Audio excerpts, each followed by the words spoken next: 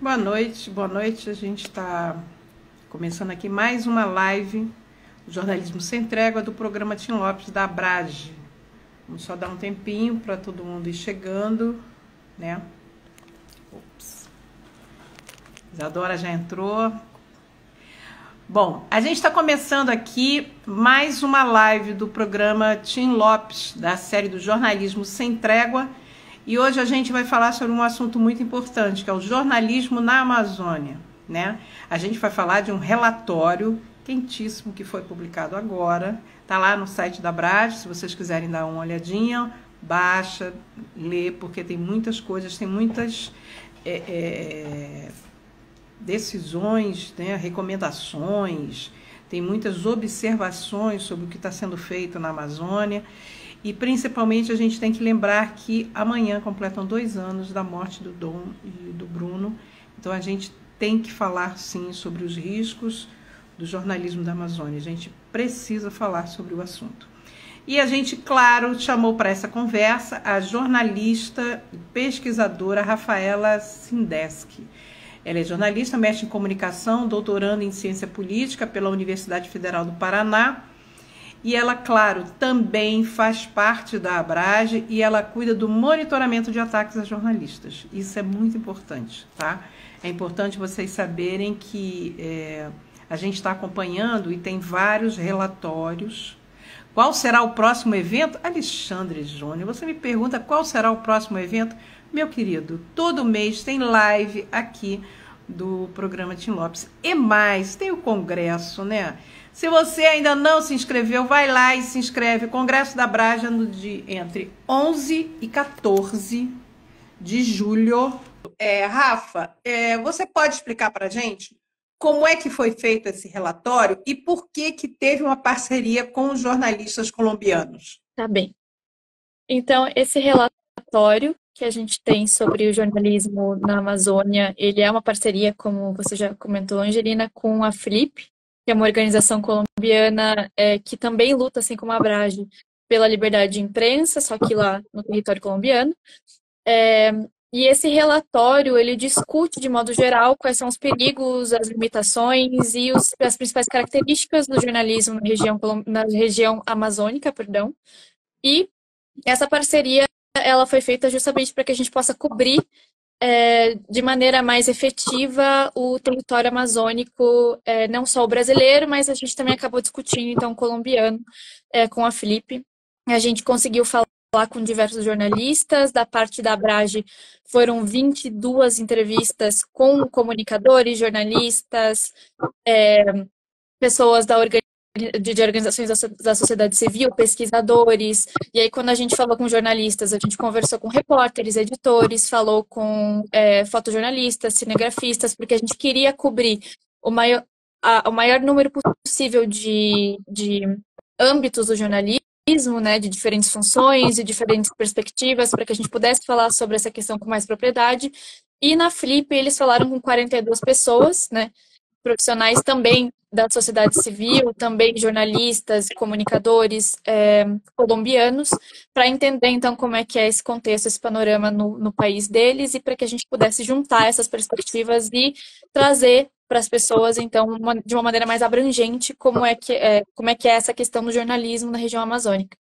Porque ainda que a gente tenha, no Brasil, a maior parte do território amazônico ele seja brasileiro, né?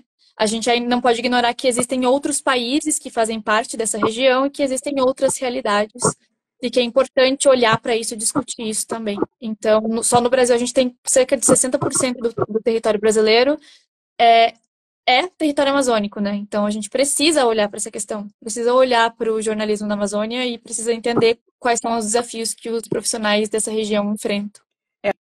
É uma coisa interessante, para quem estiver dando uma olhadinha depois no relatório, tem uma fala do Bruno Tadeu, ele é jornalista e podcaster amazônico. Ele fala o seguinte: diversos sotaques, são 3 fusos horários, há uma multiplicidade na região, uma biodiversidade, é preciso entender essas nuances, essas diferenças, para você conseguir retratar o que acontece na Amazônia. Outros jornalistas também falaram sobre essa questão, né? Exatamente. Isso foi uma questão muito recorrente nas entrevistas que a gente fez. Vários profissionais disseram que a gente não pode olhar para a Amazônia como uma entidade, como uma questão única, como um território único, porque não é possível dizer que as questões que os profissionais vivem no Acre são as mesmas que são vividas no Pará, por exemplo. Acho que é importante eu mencionar isso, que no nosso relatório a gente focou na Amazônia Ocidental, né, que são nos estados do Amazonas, Acre, Rondônia e Roraima, ainda que a gente tenha conversado com alguns profissionais do Pará, porque eles trabalham em outras regiões e eles tinham perspectivas muito importantes para compartilhar com a gente. Mas o nosso foco, então, foi na Amazônia Ocidental brasileira e na Amazônia colombiana. E essa foi uma questão que surgiu tanto na Colômbia quanto no Brasil, é que não é a Amazônia, são as Amazônias. Então, não existe uma Amazônia, não existe um problema. É claro que as regiões compartilham, os estados compartilham questões que são importantes, né? Mas, de modo geral, a gente não pode não pode limitar essa visão, essas experiências à experiência da Amazônia, do jornalista da Amazônia, porque isso não existe. Opa, já chegou aqui. A Islânia diz o seguinte: o Rio Solimões precisa de uma atenção. É um território de tráfico e fazem reféns ribeirinhos. É uma tristeza só, entre muitos problemas. Exatamente, Islânia. Entre uma das coisas que foram citadas no relatório, que foram abordadas, é a questão dos conflitos, principalmente os conflitos com grupos armados. Tem vários conflitos lá. Tem o desmatamento, tem o garimpo ilegal, tem os conflitos fundiários e, claro, essa violência ligada a facções criminosas. Com um detalhe, também tem uma pressão política. E aconteceu um fenômeno quando a gente estava entrevistando alguns desses jornalistas e que eles pediram anonimato, não é isso? Sim, isso aconteceu com uma certa frequência, não necessariamente o anonimato de toda a entrevista, né? Isso aconteceu, a gente deixou de fora o nome de alguns entrevistados pela segurança deles, porque eles se sentiram mais confortáveis dessa maneira, e a gente quis, obviamente, respeitar os limites e esse conforto, né, dos jornalistas entrevistados, fazer com que eles se sentissem bem em compartilhar as informações com a gente. Mas isso também aconteceu em alguns pontos de outras entrevistas, ainda que a gente tenha utilizado o nome desses jornalistas, desses profissionais. O que aconteceu é que muitos comunicadores compartilharam com a gente experiências que eles não gostariam que fossem compartilhadas, associadas aos seus nomes, né? Porque são questões muito sensíveis, são questões que eles ainda não estão preparados para compartilhar, ou então que podem gerar represálias, sejam ameaças e violências de facções, de milícias, ou então sejam represálias políticas, porque isso foi um ponto levantado muito, muito importante no relatório, que é esse fator político, né, como você falou, Angelina.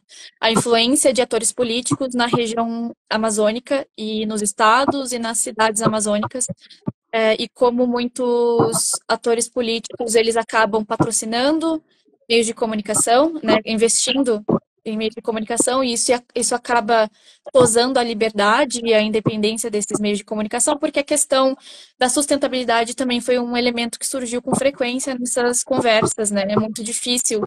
A gente sabe, como jornalista, que é muito difícil se manter nessa profissão, que é difícil manter o meio de comunicação, que é difícil se manter não só na questão psicológica, né, que é uma profissão muito desafiadora, mas também na questão financeira. Então, vários jornalistas falaram como isso é difícil, e aí o que acaba acontecendo é que muitos atores políticos é que acabam financiando alguns meios de comunicação, e isso influencia muito fortemente nas coberturas sobre questões ambientais. Então, de maneira geral, essa questão política apareceu de maneira bem forte. Teve uma frase muito forte que eu me lembro, só não vou conseguir associar a uma jornalista ou um jornalista, porque eu tenho que verificar quem foi. Mas a pessoa disse que pessoas poderosas têm acesso a tudo, a quem emprega e a quem demite. exato, exato. E muito se falou, esse jornalista falou também, como a cidade é muito pequena, em algumas cidades são muito pequenas, né? Todo mundo conhece todo mundo sabe onde você mora, onde sua família mora, que hora você chega em casa, que hora você sai. Então, existe sempre o risco, as pessoas não se sentem seguras, né? Um ponto aqui que a Islânia está falando de novo é a questão seguinte: precisamos de mais jornalistas mostrando tudo o que acontece lá. Esse ponto também foi falado na questão de como você retrata a Amazônia, mas também se falou de estereótipos, né? Eles não, os jornalistas que moram, trabalham lá, eles não querem que se perpetue estereótipos, não é isso? Sim, exatamente. Foi falado sobre esse olhar de fora para a Amazônia e para as questões da Amazônia, e de como isso muitas vezes é tratado de maneira superficial, né? Até as questões dos conflitos, então, entre garimpeiros e jornalistas, garimpeiros e defensores ambientais e líderes indígenas, e de como muitas vezes esses elementos são tratados de maneira muito superficial e muito maniqueísta, quando é uma questão muito complexa, é uma questão econômica, uma questão geográfica, uma questão social extremamente complexa, e quando, por vezes, e muitas vezes, quando o profissional vem de fora da região, é muito mais difícil captar essas nuances e transmitir essas nuances para o público. Teve uma frase que eu gostei muito, que foi do Cícero Pedrosa, que é um repórter paraense, que ele falou assim: o ethos salvacionista do homem branco persiste. Que muitas vezes, quando essas matérias, essas coberturas sobre a Amazônia, elas são feitas por jornalistas de fora, existe essa visão do homem branco salvador e de diminuir é, os conflitos da população local e também as capacidades dos jornalistas locais. Isso surgiu várias vezes durante a conversa. Muitos jornalistas afirmando isso, repórteres, editores, fotojornalistas. Nós temos plena capacidade, obviamente, de cobrir a nossa região. E a gente não precisa necessariamente de um suporte de fora. A gente sabe, a gente entende, a gente conhece isso aqui porque a gente vive isso aqui. A gente não apenas lê sobre, a gente vive isso no dia a dia. E eu acho que essa frase do Cícero foi muito forte para mim, foi uma frase que me marcou e foi uma frase que a gente destacou no relatório, porque acho que foi bem impactante. Exato. Nós podemos contar a nossa história. Esse é o recado, né? Não é que outros repórteres, jornalistas não possam ir lá e também fazer matérias sobre a Amazônia, né? Mas há que se respeitar algumas nuances e às vezes vai realmente com um olhar estereotipado. Eu lembro que um dos entrevistados falou que estava fazendo um material para uma revista estrangeira e a editora de fotografia queria uma foto, produzir uma foto de um padre em pé na canoa no meio do rio. E aí ele falou, olha, não vai rolar, entendeu? Porque a gente sabe, não existe. Não, mas um padre todo paramentado, como se estivesse dentro da igreja, rezando uma missa e tal. Então, é claro que ele teve algum trabalho para explicar a ela que não é bem assim que funciona, né? Então, é esse tipo de olhar estereotipado que eles não querem, né?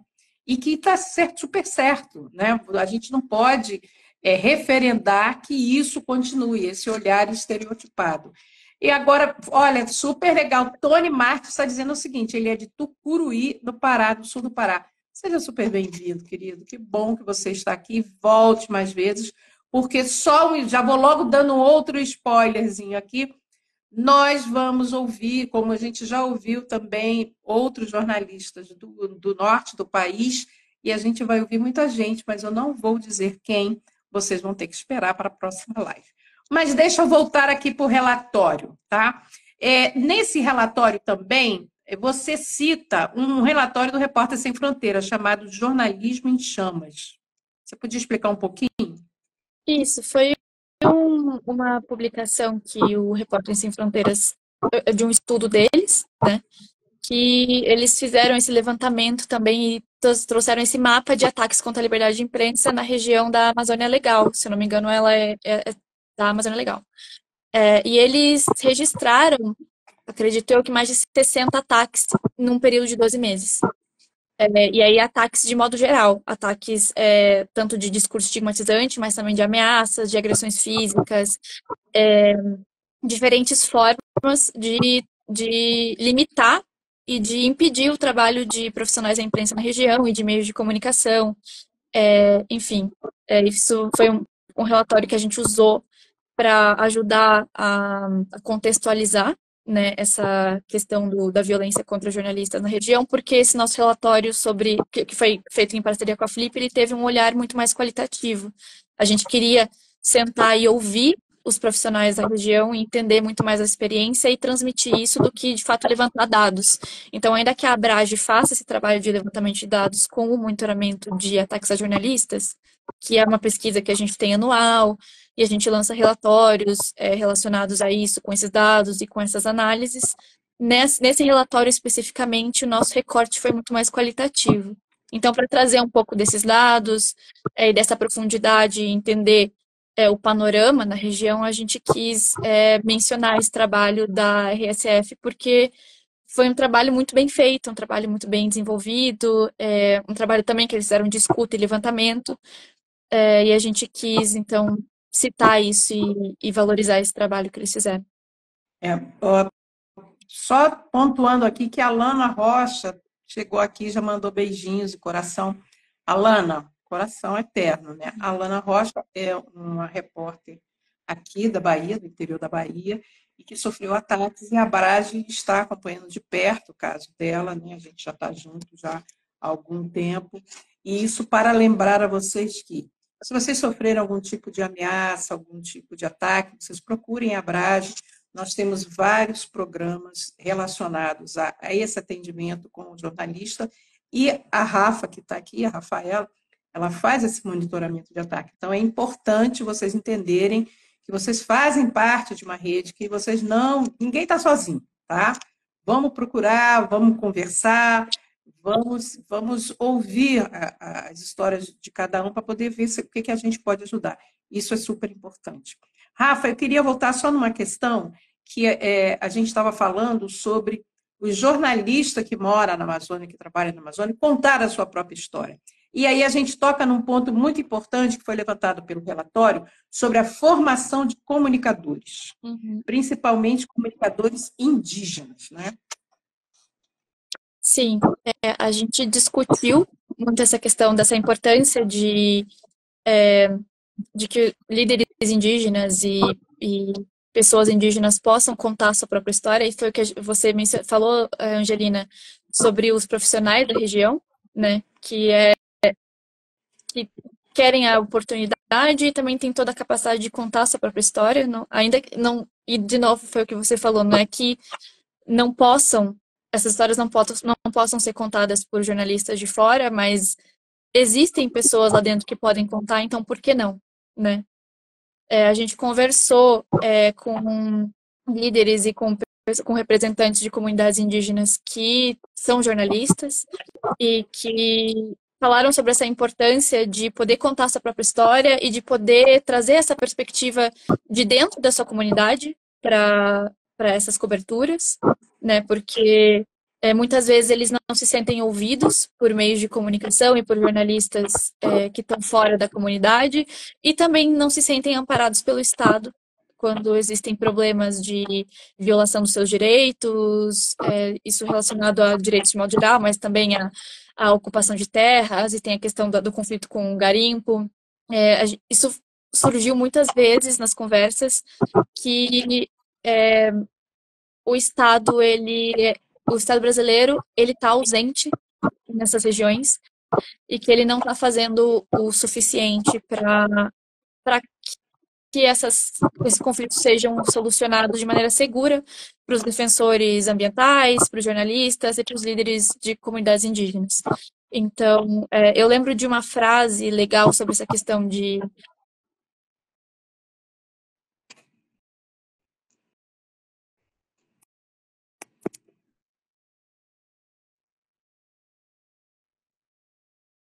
eu anotei ela Só um minutinho, Anjo, que eu anotei ela em algum ponto aqui, eu gostaria de trazer essa aqui, achei. Essa frase exatamente como ele falou. É do Thiago Munduruku, que ele é jornalista indígena, e ele falou que a comunicação se tornou uma ferramenta de luta para eles. Porque o português não é a segunda língua deles, e eles, e no caso do Thiago, ele domina essa língua e ele pode se comunicar e comunicar suas histórias. Então, tudo bem que existam intermediários, mas por que existir intermediários se eles podem fazer isso? Se ele pode fazer isso diretamente? Se ele pode ser a pessoa que vai tomar essa palavra e contar a própria história? Então, acho que isso foi muito interessante do que o Thiago trouxe, assim, pra gente nesse relatório, falando sobre essa questão de capacitar jovens indígenas para que eles possam contar as histórias das suas comunidades. E aí também, ligado a essa questão de capacitação e educação midiática, a gente também falou sobre a questão da educação midiática e de como isso é importante na região, né? Que a população entenda como é o processo, como é feita a atividade jornalística e como isso, quais são as limitações e como é que a atividade jornalística pode beneficiar as pessoas no seu dia a dia, como é que ela pode trazer informações de interesse público para que elas tomem decisões mais informadas, para que elas tenham um cotidiano mais facilitado por essas informações. Então, a gente conversou muito sobre isso também, sobre educação midiática e sobre como isso era importante para a região, especialmente quando a gente tem essa questão, esse déficit de infraestrutura e de comunicação. Muitas cidades na região têm problemas com internet de banda larga, né? Então, a região é uma região que tem uma comunicação de internet móvel muito forte, mais do que as outras regiões do Brasil. Mas essa questão da internet mais estável, ela costuma ser um problema. E aí, como é importante entender e conhecer esses processos jornalísticos nesse contexto, de que nem sempre existe esse acesso tão fácil a esse tipo de informação.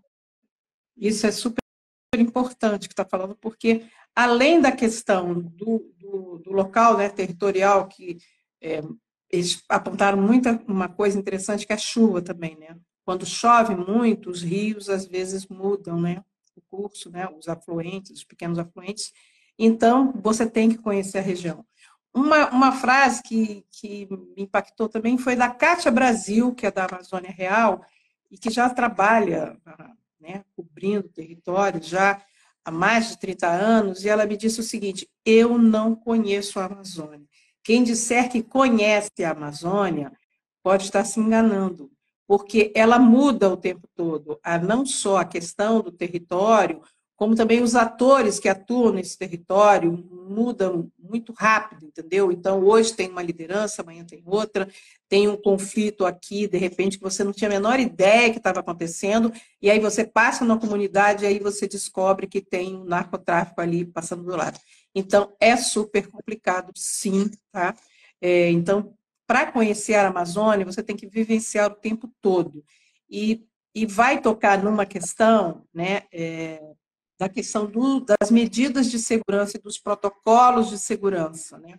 Mas antes de falar sobre isso, o Tony Marques disse o seguinte: sou comunicador popular ligado à Marc Brasil e desenvolvemos nossas atividades junto a emissoras comunitárias, trabalhadores de agricultura familiar e militância. Olha, é super importante o trabalho de vocês, né? Essa militância ambiental. É necessário, sim, tem várias comunidades que estão atuando, que estão, como a Rafaela falou, que estão formando os seus comunicadores, sejam comunicadores indígenas, ribeirinhos, estão sendo formados.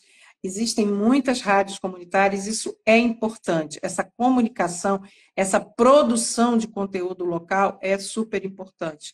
Que bacana, Tony, parabéns pelo seu trabalho. Hein? Eu queria agora voltar num ponto, Rafa, que você começou e a gente pode aprofundar, sobre a questão dos protocolos de segurança, vamos chamar de medidas de proteção. Uhum. Todos os jornalistas com quem a gente entrevistou, eles apontaram isso, essa questão de não há uma uniformidade, ou às vezes não há uma consciência de que é importante ter um protocolo de segurança. Sim. Antes de entrar de maneira mais direta nessa questão dos protocolos de segurança, Ângela, eu queria mencionar algo que você já estava comentando, que é essa questão do território. E aí isso também está conectado à questão da segurança, né? Que era algo que a gente não estava esperando quando a gente começou essas entrevistas e essas conversas, porque a gente estava muito focado nos perigos de grupos às margens da lei, dessa economia ilegal, da questão do tráfico de drogas, da questão dos conflitos envolvendo garimpo. Até a gente estava esperando essa questão, essa influência política e a violência política na região, porque é uma coisa que marca o Brasil de modo geral, né? A gente viu os casos de 8 de janeiro de 2023, como teve um boom de violência política contra jornalistas, e eram elementos que a gente estava esperando. Mas algo que a gente não, pelo menos eu, não pensei enquanto eu estava pensando nas perguntas para fazer para os jornalistas e começando essas entrevistas, não pensei nos perigos do próprio território. E aí, quando os jornalistas começaram a trazer isso para a gente, eu achei extremamente interessante e aí achei importante também destacar isso no relatório e falar sobre isso aqui. Porque teve o Alexandre Cruz Noronha, que é um fotojornalista do Acre, que ele falou assim, que quando você está percorrendo a região, se você não estiver ligado, você não percebe o perigo. Você não percebe que ali pode ser que o perigo não venha de um grupo ou de outra pessoa, de outro indivíduo, mas do próprio território. Você pode se perder, você pode se machucar, pode sofrer um acidente. Como o deslocamento na região ele é mais complexo, se algo assim acontecer, pode ser que um resgate seja muito complicado de acontecer, pode ser que uma pessoa fique perdida se não conhece a região por muito tempo ali, pode se machucar seriamente, corre muitos riscos que vêm do próprio território. E aí ele também falou sobre o custo da Amazônia, né? O custo da Amazônia, que tudo é mais caro e é mais complexo para a região. Então ele falou isso, tudo parece muito mais difícil, é muito mais caro. Você pode sofrer um acidente qualquer dia. Ele falou, por exemplo, no Acre, dependendo de onde você vai, da época do ano, você não consegue ir de barco, porque às vezes o rio está seco. Ou às vezes tem o que ele falou que existem as formações de balseiros, né, que são aqueles pedaços de árvore e vegetação que ficam nas águas do rio e que são arrastados pelo rio, e aí isso torna a locomoção muito perigosa. Então, tem que conhecer profundamente a região e também o clima, o que está acontecendo ali, como é que a região, como é que o território ele responde às mudanças climáticas, ao que está acontecendo no dia a dia. Então, isso foi muito, muito importante. E aí a gente entra na questão do protocolo de segurança, que muitos jornalistas não estão preparados para isso, né? Não estão preparados para lidar com os conflitos que existem na região, mas também com os perigos do próprio território. E isso está conectado a algo que a gente falou com muitos profissionais, que é uma romantização do trabalho jornalístico, de que às vezes a violência e o risco e o perigo, eles fazem parte do dia a dia do trabalho, quando não precisa ser assim. E na verdade não deve ser assim, né?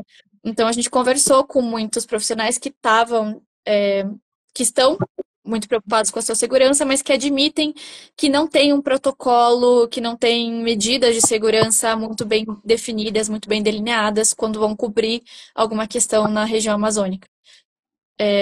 E aí também, o oposto também aconteceu, a gente conversou com jornalistas que têm protocolos muito bem definidos e que foi muito interessante para a gente entender quais são as medidas que eles tomam no dia a dia para evitar se colocar em risco, né? E aí essas medidas, elas passam tanto por não compartilhar com quem não é necessário compartilhar, que você é um jornalista cobrindo determinada pauta, principalmente se é uma pauta relacionada ao meio ambiente, direitos humanos, uma pauta sobre política. Então, não sair divulgando isso, né? Compartilhar só quando for necessário e quando for importante. A questão da vestimenta, a gente até discutiu isso, Ângelo, em outros momentos, que a gente achou muito interessante. Uma jornalista, as medidas que uma jornalista compartilhou com a gente, que passam pela vestimenta, pelo código de vestimenta dela. Porque, infelizmente, a gente sabe que mulheres tendem a sofrer mais violência, sofrem com violência de gênero, e aí tem toda a questão do assédio. As coisas tendem a ser muito mais perigosas para uma mulher que está sozinha cobrindo uma pauta sensível. E ela falou que ela usa roupas muito discretas, de tons neutros, cobrindo muitas partes do corpo dela, porque ela tem medo de se expor e ela tem medo de estar nesse ambiente, e esse ambiente é um ambiente. Esse ambiente de cobertura, esse contexto de cobertura, ele pode ser muito perigoso para a mulher. Então ela falou que ela tem esse cuidado de se vestir de maneira confortável, mas se vestir também de maneira a não chamar a atenção. Aí tem também a questão de se comunicar constantemente com uma equipe, que é muito importante, e isso é algo que, infelizmente, muitos jornalistas não fazem quando estão na região, que é dizer, sempre manter a sua equipe atualizada de onde você tá, do que vai fazer e de qual é o limite de tempo para determinada tarefa e que depois disso o que deve ser feito caso caso a jornalista não dê um retorno, né? Quem é que deve ser contatado, se existe uma equipe que pode ajudar essa pessoa, que pode resgatar em uma situação de potencial situação de perigo. Enfim, são esses elementos que são muito importantes nos protocolos de segurança que a gente a gente falou sobre com esses profissionais, mas que ainda não estão muito difundidos no meio jornalístico e entre os profissionais que vão fazer essas coberturas. É importante a gente saber o seguinte: essa questão das medidas de segurança e dos protocolos, essas questões serão abordadas no Congresso da Abrage em mesas específicas, né? E lembrando o seguinte, na Abrage tem um núcleo de segurança, né? Que é composto pelo Tiago Assunção, a Tatiana Fará, a Letícia Klein, a Isadora Ferreira, a Rafaela Sindeschi e eu. Então, a gente faz parte do núcleo de segurança e a gente está debruçado nessa questão da prevenção de medidas de segurança. Isso é uma discussão constante, não só entre a gente, como muitos jornalistas têm nos procurado. Nesse relatório, e antes também do relatório, a gente já tinha feito algumas escutas, existem situações específicas. Uma situação é um veículo que tenha, digamos assim, um aporte financeiro interessante e que consiga bons celulares, ou então instrumentos via satélite que você consegue monitorar, mesmo estando em áreas que não tenha uma rede de Wi-Fi, um monitoramento, uma equipe de retaguarda, um monitoramento constante, né? Além de outras medidas, né? Mas é claro que há veículos menores e há freelancers que também precisam buscar maneiras e medidas para se proteger. A Rafa já disse aqui várias delas, né? Então, dá uma olhadinha no relatório, preste atenção no que vai acontecer na Brad e a gente vai discutir sim, porque a gente precisa saber se vocês fazem alguma medida de segurança, se vocês tomam alguma medida de segurança, se vocês têm protocolos específicos. A gente tem que tratar da vida real da maioria que não tem condições de ter um super equipamento de $2.000, $3.000, enfim. E nem uma super equipe. Mas há maneiras de você fazer o monitoramento e o controle da sua equipe e ir a campo com um pouco mais de segurança e deixar um pouco, como a Rafaela disse, esse romantismo de lado de que não, o perigo existe, a gente tem que conviver com ele. Não, a gente não precisa conviver com ele, tá? Tony Marques diz o seguinte: quando 3 cidades vizinhas têm seus prefeitos assassinados no exercício do mandato, imagine como nós, humildes comunicadores, iremos nos portar. Isso aconteceu em Tucuruí, Breu Branco e Goianésia, isso no sul do Pará. A gente sabe que a situação está dificílima, principalmente para os jornalistas que trabalham em regiões em que há bolsões do que a gente chama de desertos de notícias, ou seja, não tem veículos atuando, porque muitos veículos, Tony, muitas pessoas deixaram de atuar por medo, por pressão, e isso só faz aumentar o deserto de notícias. É muito complicado um comunicador estar, imagina, numa cidade, como você mesmo falou, e ter essa ameaça constante em cima da sua cabeça, né? Porque, é claro, se aconteceu com o prefeito, imagino que não pode acontecer com o comunicador. Por isso é necessário sempre estar em rede, se comunicar com outras pessoas. Não, você não está sozinho, a gente está sempre junto o tempo todo, tá? Rafa, eu queria comentar com você agora também. O relatório não só escutou as pessoas, tirou algumas conclusões, como também fez recomendações. E essas recomendações são importantes porque dizem respeito aos nossos jornalistas aqui do lado do Brasil e também diz respeito aos jornalistas do lado da Colômbia.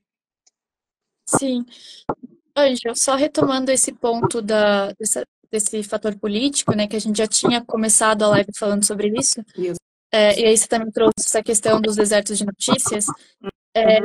Eu acho que o Atlas da Notícia mais atual, que é de 2023, mostra que acho que são 189 municípios do norte que ainda não tem nenhum tipo de veículo de comunicação, de empresa de comunicação. Então, ainda que a pesquisa do Atlas da Notícia tenha mostrado que as áreas de deserto de notícias diminuíram, ainda assim é um problema sério e a região norte é a região que tem menos meios e empresas de comunicação em comparação às outras regiões do Brasil. Então, mesmo que tenha avançado um pouco, ainda assim é um problema que precisa ser lidado. Outra questão, essa questão da violência política e das ameaças e da opressão, elas levam com frequência à autocensura. E a autocensura foi um dos elementos mais mencionados pelos profissionais durante as entrevistas, né? Muitos falaram que eles não falam sobre determinados tópicos, eles não fazem investigações sobre determinados grupos, sejam eles às margens da lei ou grupos políticos, porque eles têm medo de represálias, e essas represálias podem ser no campo profissional, né? Mas também podem ser no campo pessoal. E aí a gente volta para aquela discussão de que muitos municípios na região são pequenos, são mais isolados e as pessoas se conhecem, essa comunidade jornalística e a comunidade de modo geral, ela é pequena e ela é mais fechada. Muitos jornalistas recorrem à autocensura não só por medo, não porque temem só sofrer com violência e com ameaças. Eles têm medo pelos parentes, pelos familiares, pelos amigos. Muitas pessoas falaram sobre isso, que não cobrem determinadas pautas porque eles sabem porque eles têm familiares naquela região que é a região foco dessa determinada pauta. Então, isso é uma questão importante e, infelizmente, a autocensura é algo comum e é algo muito prejudicial para a saúde do jornalismo brasileiro, né? Eu acho que o Tony tocou nesse assunto, né, nessas cidades onde aconteceram esses assassinatos, como é que os comunicadores vão se portar, como é que eles podem chegar a isso na questão da autocensura, porque é para se preservar, né? Porque ele precisa contar histórias também, ele precisa estar vivo para contar essas histórias, e a gente sabe muito bem que existe uma pressão muito forte. O programa Tim Lopes, ele trata dos jornalistas assassinados no Brasil, e o que a gente tem visto, né, eu sou a coordenadora do programa, e o que a gente tem visto ao longo dos anos é isso. Quando acontece um assassinato, os outros jornalistas, seja daquela cidade ou de cidades vizinhas, eles se autocensuram. Quando aconteceu o crime em Bragança, do Jair de Souza, em 2018, eu ouvi de muitos jornalistas o seguinte: olha, eu não vou mais falar sobre esses assuntos que ele falava, que era assunto de administração pública. Eu vou mudar, agora eu só vou tocar música. Eu não quero saber, eu estou com medo, eu vou mudar o meu jeito de trabalhar. Então, essa autocensura existe, é fato, e é muito ruim, né, para o jornalismo, porque você deixa de cobrir várias áreas que deveriam estar sendo cobertas, né? Exatamente. E você, eu queria que você falasse sobre essa questão das recomendações, porque uma das recomendações diz respeito de educação midiática, que a gente já tratou aqui também. Né? Uhum. Então, no relatório a gente fez recomendações conjuntas, tanto para o lado colombiano quanto para o lado brasileiro, e a gente teve esse cuidado de dividir em setores e em atores. Então, a gente dividiu recomendações para o Estado brasileiro e colombiano, para agentes estatais, para as empresas de comunicação e também para os jornalistas e para jornalistas que cobrem pautas sensíveis na região amazônica. Então, acho que entre as nossas principais recomendações, primeiro para o Estado, tanto brasileiro quanto colombiano, tá né, numa questão muito óbvia e muito clara, que é reforçar a política de proteção a jornalistas e comunicadores que são ameaçados na região, que sofrem violência, e que passam por isso no exercício da profissão, né? Isso, o Estado precisa agir para proteger um elemento fundamental da democracia, que é a liberdade de imprensa. Porque a gente É, acabou de falar sobre... exato. Perdão. Rafa, desculpa, só te interrompendo, mas tem tudo a ver com o que você está falando. Entrou aqui na live o Rony Madison. Ele diz o seguinte: eu fui um dos que deixou de atuar por falta de segurança, após a morte do amigo Jair de Souza em Bragança, no Pará. Eu tive a honra de conhecer e entrevistar o Rony em Bragança, e a gente sabe o que aconteceu, a gente sabe como é que estava o clima na cidade, os jornalistas estavam ameaçados. Nesta cidade de Bragança existia o que se chamou na época de a lista dos marcados para morrer. Entre essas pessoas que estavam na lista dos marcados para morrer estava o Jairo, né, que acabou sendo brutalmente assassinado, e até hoje não se fez o julgamento. Os indícios mostraram que foi contratado um grupo de pistolagem de 11 pessoas para executar o crime. Então, teve uma repercussão lá na cidade, na capital, mas até agora não aconteceu o julgamento. Foram indiciadas várias pessoas, elas ficaram presas um tempo, depois teve uma batalha de recursos jurídicos e acabaram, né, estão do lado de fora, até agora não teve julgamento. E, infelizmente, o Rony teve que deixar a cidade justamente por isso, pelas ameaças sofridas. Então, isso tem tudo a ver, Rafa, com o que a gente estava conversando sobre a questão dos protocolos de segurança e do que você trouxe agora, que uma das recomendações, que o Estado precisa amparar e precisa estar presente nessa questão dos jornalistas que são ameaçados, né?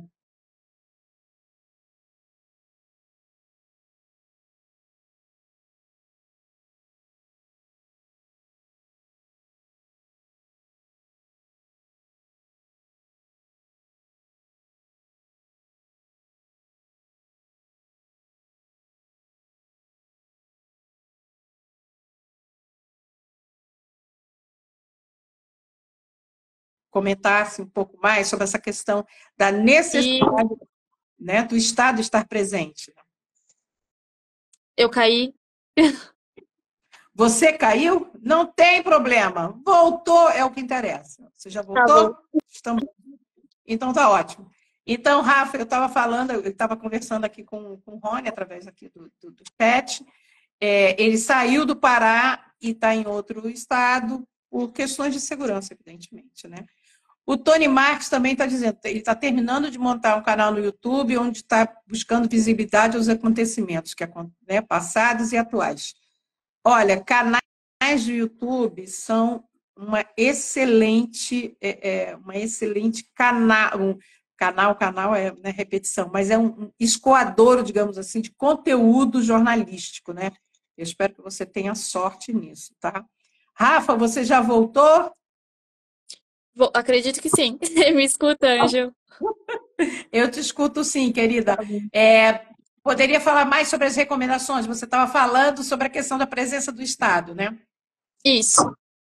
Isso foi um ponto que surgiu em diversas discussões com jornalistas, né, que muitos se sentem desamparados, porque não existem essas políticas ou elas não se fazem cumprir, né, essas políticas de proteção, e quando os jornalistas são ameaçados. Esse é um ponto que a gente trouxe no relatório tanto para o Estado brasileiro quanto para o colombiano. Também tem essa questão que você mencionou, Angel, da educação midiática. A gente trouxe esses pontos ao longo do relatório também. A gente mencionou o trabalho da Baré, que é a escola de jornalismo que faz esse trabalho de educação midiática, perdão, que faz esse trabalho de educação midiática com alunos de escolas, se eu não me engano, é no estado do Amazonas. E isso é extremamente importante, a gente já tinha falado sobre isso, né, de como é importante entender quais são os processos da atividade jornalística para entender como a notícia é construída, como é que isso impacta o dia a dia da população, e como esses problemas de conflitos e de violações à liberdade de imprensa não afetam só os jornalistas, mas também as pessoas de modo geral. Então, a gente trouxe isso como recomendação, que o Estado trabalhe e desenhe programas, trabalhe com essa questão e desenhe programas de educação midiática para melhorar essa questão. Além disso, a gente trouxe alguns outros pontos para os estados, mas eu vou só trabalhar os principais para não ler o relatório para vocês, mas estão todos eles pontuados no relatório que está disponível no site da Abrage. A gente também trouxe recomendações aos agentes estatais, então que eles mesmos não violem a liberdade de imprensa e não ataquem jornalistas e não dificultem o trabalho de jornalistas. E isso pode acontecer de diversas maneiras, seja na restrição ao acesso à informação, né, na recusa de dar uma entrevista, às vezes atores estatais e atores políticos colocam obstáculos para que jornalistas tenham acesso às informações e possam transmitir isso para a população. A gente também acabou de falar sobre isso e falou sobre isso em vários pontos da live, que muitos atores políticos, eles mesmos atacam jornalistas e impedem que o trabalho jornalístico seja feito, e aí pode ser por meio de ameaças. Violência física é um pouco menos comum nesse caso, mas ameaças veladas, ameaças que podem prejudicar o jornalista não só no campo profissional, mas no campo pessoal. Então, uma recomendação é que os próprios atores estatais estejam atentos a isso e não sejam eles os opressores, que também respeitem o papel fiscalizador do jornalismo e não interfiram em investigações e coberturas que sejam de interesse público, e que contribuam, na verdade, para o exercício do jornalismo na região, né, ajudando a oferecer esse acesso à informação, algo que é garantido, né, pela Lei de Acesso à Informação, e que também atuem ativamente propondo políticas públicas que protejam jornalistas e líderes indígenas e defensores ambientais na região. A gente também elencou recomendações importantes para redações e empresas jornalísticas, né? E isso passa pelo que a gente discutiu, que é a necessidade de protocolo de segurança. Então, uma empresa de comunicação não pode mandar uma equipe ou então um indivíduo, um jornalista, para cobrir uma pauta sensível, sem que exista um protocolo de segurança, sem que exista uma garantia de que esse jornalista vai voltar bem, né? Tem uma frase que a Kátia Brasil falou pra gente numa entrevista, que ela falou: a gente ia sem saber se ia voltar. E isso é muito, muito chocante, né? Que o jornalista saia de casa para fazer o seu trabalho e não saiba se vai voltar. Então, os meios de comunicação têm que dar esse suporte, as redações têm que dar esse suporte e trabalhar junto com o jornalista para que seja desenhado um protocolo e que seja seguido um protocolo de segurança adequado, né? E aí também que oriente os seus profissionais, que oriente a equipe que vai fazer essas coberturas, e que também, quando esses meios de comunicação são de fora da região amazônica, eles estabeleçam, de preferência, um vínculo com profissionais locais que conhecem a região, que conhecem as nuances da região e que conseguem, de fato, navegar pelo território de maneira segura, que conhecem os conflitos. Foi o que você falou, Ângela, o que a Kátia disse. Ninguém conhece de fato ali, e quem diz que conhece está mentindo. E a probabilidade de conhecer é maior quando a pessoa vive o dia a dia da região, né? Então, isso é importante. Também é importante que meios de comunicação de fora não reproduzam esses estereótipos sobre a região e entendam que todos os conflitos e todas as pautas que são trabalhadas lá dentro e que tratam da região, elas são complexas e que elas não podem ser vistas de maneira maniqueísta. E eu acho que, por fim, é importante falar dos pontos que a gente elencou para os jornalistas, comunicadores e para os trabalhadores de imprensa, né, que trabalham na região amazônica ou que trabalham com pautas da região amazônica, que estar atento a essas medidas de segurança, cobrar, quando possível, dos seus empregadores que existam esses protocolos. A gente sabe que isso é uma questão complexa, né, mas é importante que esses protocolos sejam seguidos e sejam aplicados. E que também olhem para essa questão da complexidade da região amazônica e que evitem reproduzir esses estereótipos. A gente trouxe aqui bons pontos para poder a gente discutir. Eu estou vendo aqui, gente, Luísa Lins, uma querida aluna minha, lá de um século passado. Que bom saber que todo mundo já está trabalhando, já está aí atuando. Beijo enorme, Luísa.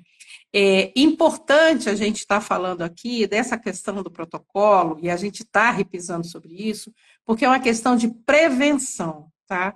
É prevenção de do jornalista não sofrer ataques, não sofrer violência, e ele entender que é necessário, sim, esse autocuidado, é necessário, sim, tomar essas medidas. Existem medidas básicas que às vezes não são tomadas, básicas, entendeu? Por exemplo, uma coisa assim super simples, gente. Se você vai para uma região, você vai para a região da Amazônia e você vai fazer um trabalho, lembre-se o seguinte: o seu celular tem que estar carregado. De preferência, leve uma bateria externa carregada também, porque imagina você ficar no meio da floresta com 2% de bateria. Isso já aconteceu, entendeu? Então, não custa nada você começar a pensar em planejamento. Você se planeja, se organiza para você fazer um trabalho, certo? Rafa, eu queria, assim, a gente está assim, faltando 10 minutinhos para terminar, mas eu queria que você falasse sobre o monitoramento de ataques. Como é que as pessoas que estejam passando por algum ataque ou souberam de algum ataque, como é que elas podem entrar em contato com a Abrage para que a gente saiba e tome conhecimento disso? Então, o nosso monitoramento, ele já é feito de maneira sistemática desde 2019, quer dizer que a gente tem uma metodologia que é transparente, que é rigorosa e ela é compartilhada por outras 17 organizações da América Latina e do Caribe, que também fazem esse monitoramento nos seus países, para que a gente possa entender como é que está a situação da liberdade de imprensa e da segurança de jornalistas na região. Então, por que a gente tem esse monitoramento desde 2019? A gente já tem dados sólidos que permitem que a gente faça uma análise do cenário da liberdade de imprensa e da violência contra jornalistas ao longo do tempo. A gente consegue entender padrões, a gente consegue entender como é que está essa situação, se ela está melhorando, se ela está piorando, de que maneira ela se relaciona com o cenário político brasileiro, porque a gente tem muitos casos no Brasil, né, e na América Latina de modo geral, de violência política contra jornalistas. Então é algo que na Abrage a gente tem olhado para de maneira bem com muito cuidado, de maneira bem aprofundada, principalmente desde o ano passado, desde 8 de janeiro. Enfim, a gente tem um relatório lançado que é um relatório temático só de violência política contra jornalistas. E em breve a gente vai lançar um relatório sobre violência online contra jornalistas. Então, quem quiser pode ficar de olho nas redes sociais da Abrage, que assim que for lançado a gente vai divulgar e ele vai estar disponível para que ele seja baixado e lido e discutido, porque é importante a gente ter esse retorno das pessoas, né? Porque as pessoas também, a nossa ideia, né, de levantar essas informações é que não só desenhar o cenário, mas para que as pessoas possam discutir isso, entender melhor o problema e que essa discussão ela ganhe a esfera pública e que ela volte para a gente também, porque a gente quer ouvir as pessoas, principalmente os jornalistas que passam por isso no dia a dia. Então, quem vive ou que conhece casos de violência contra jornalistas pode contatar a Abrage pelas redes sociais, pelo e-mail, avisando que tem um caso para compartilhar. E aí esse caso ele vai ser passado para a equipe de monitoramento, que eu sou a responsável pelo monitoramento da Abrage, e a gente vai conversar sobre isso e vai levantar as informações e vai registrar esse caso de maneira mais fiel possível para que a gente consiga representar de maneira fiel o nosso cenário de violência contra jornalistas no Brasil. E só lembrando o seguinte, é importante sim vocês darem uma olhadinha nos sites da Abrage, porque não só esses relatórios, né, tem esse relatório, como também outros guias, outros relatórios, né? Tudo que diz respeito à questão jornalística, sobre os monitoramentos, tem vários relatórios que vocês podem dar uma olhadinha sim. Como pontuou aqui a Luísa, a possibilidade de ter o material no site, sim, gente, é só baixar. O relatório, esse que a gente está discutindo hoje na live, está lá, é só baixar. E lembrando que a gente vai discutir isso também no Congresso, né? Sim, eu acho que é importante falar que a gente tem muito esse cuidado na Abrage de manter a nossa metodologia e os nossos processos transparentes. Então, sempre até no monitoramento, quem for ler os relatórios anteriores lançados, a gente sempre que pode, a gente disponibiliza o banco de dados, claro, anonimizando para não vazar informações sensíveis, porque a gente está trabalhando com violência contra jornalistas, mas a gente tem esse cuidado de ser transparente, porque isso é importante quando a gente faz pesquisa, né? Que as pessoas possam entender como ela é feita e replicar, se elas quiserem, e isso traz mais solidez para os nossos dados. Então, a gente está sempre compartilhando as coisas no site da Abrage. Bom, então, gente, só para dizer o seguinte, olha, Tony, Islândia, vocês que trouxeram um olhar, né, da região norte, de informações, muito obrigado por vocês terem participado da live. Obrigada a todo mundo que entrou aqui na live. Felipe Renault, maravilha você ter entrado aqui, feliz de saber que você está bem. E também, é óbvio, o Madison, foi ótimo te rever, tá? Muito bom saber que você está na atividade, mesmo que não seja na região norte, né? Rafa, muito obrigado pelo seu tempo, pela sua disposição. E é claro, como a própria Rafaela falou, tem algum caso, tem alguma notícia para dar para a gente? Entre em contato pelas redes da Abrage, estão todas lá no site. A gente está em todas as redes sociais. Manda mensagem para a gente e que a gente, sim, a gente respeita o anonimato e a gente não vai, de maneira alguma, a gente vai expor ninguém a risco desnecessário, tá? Sim, e o Tony aqui está dizendo, olha, tem a lista da Abrage, você recebe atualização. Claro que recebe atualização, meu querido. Recebe muitas coisas, muitas informações, tá? E sempre lembrando que todo mês tem live aqui e vem coisa boa aí nas próximas lives. Não vou dar spoiler, não, vocês vão ter que ficar esperando, tá? Rafa, muito obrigado. Um beijo enorme para você, um beijo enorme para todos que ficaram por aqui. Olha só, essa live vai estar salva no perfil da Abrage, como todas as outras lives. A última que a gente fez foi sobre saúde mental. Dá uma olhadinha lá, que também está bem interessante, tá? Obrigada. Beijo enorme. Obrigada, gente.